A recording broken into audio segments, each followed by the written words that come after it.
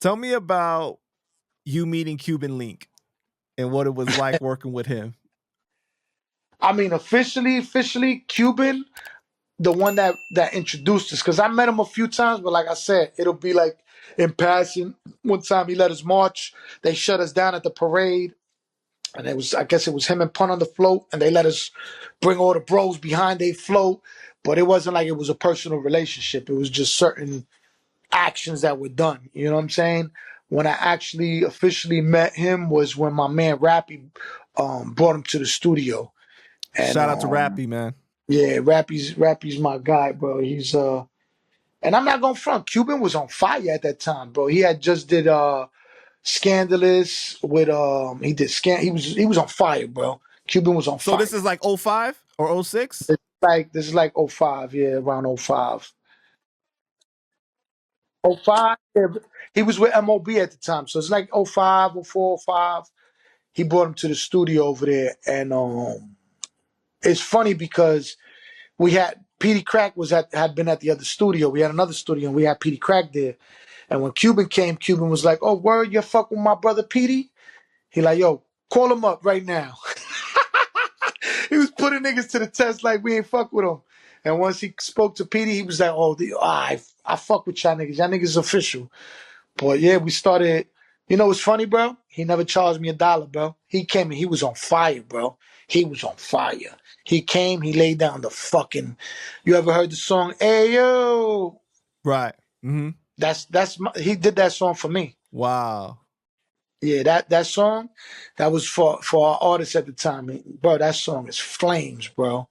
Flames. And he did that song for artists that we took him off the song later on and stuff, but yeah, Cuban always looked out, bro. I can't even talk shit, you know?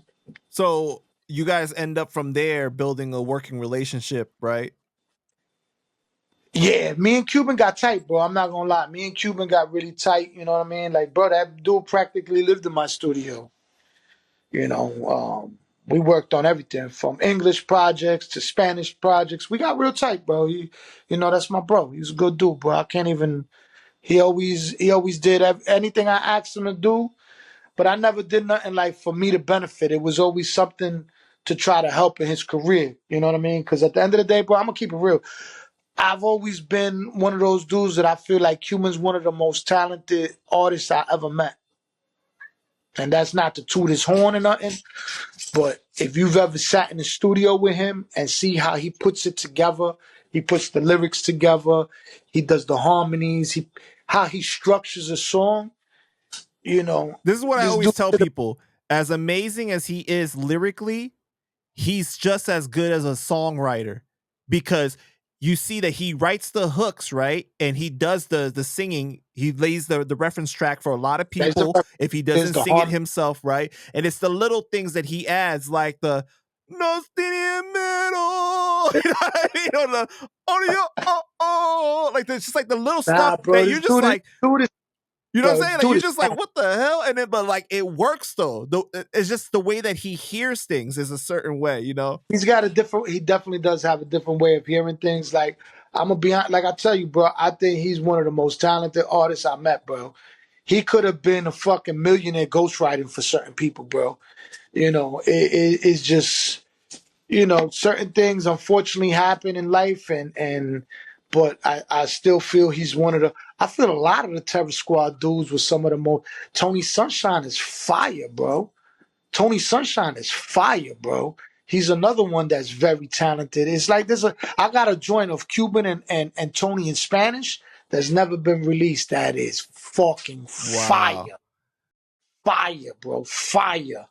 And it's crazy, bro. Like, you know, he always says, "Oh, you holding my music for what? For when I die?"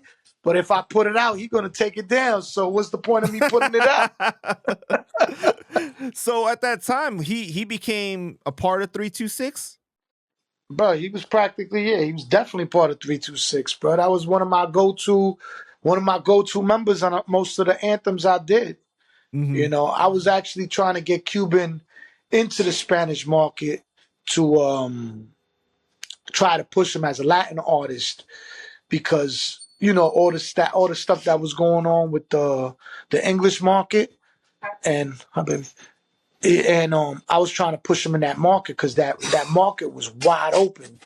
You know what I'm saying? And Right. It wasn't oversaturated like it is right now, right? It was like a yeah, bro. Bro, I'm gonna be honest with you. We was ahead of our time, bro. We was doing stuff, bro. We was doing that Latin trap before these dudes even knew what it was, bro. We had a song with Petey Crack and Chiquitin.